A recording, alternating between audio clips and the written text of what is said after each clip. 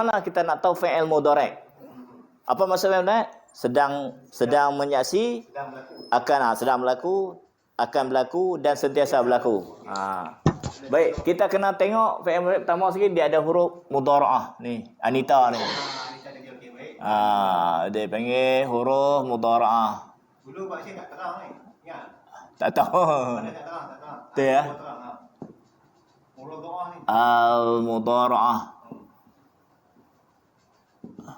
Iaitu Al-hurufu al-mudhara'atu. Bahasa Melayu apa?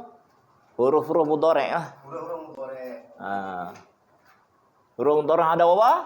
4. Anita tu ingat tu. Alif, nun, ya, ta. Macam mana kita nak tahu dia fi'il mudhari'? Pertama sekali depan dia ada mesti huruf mudhara'ah. Dia tak ada alif, dia mesti nun, tak ada nun mesti ya, tak ada ya mesti ta. Baik. Kalau macam ni, yang kedua yang kita tengok tadi, hukum-hukum tadi, yang kedua mesti baris mati. Nampak? Ada mahiri tak? Ada.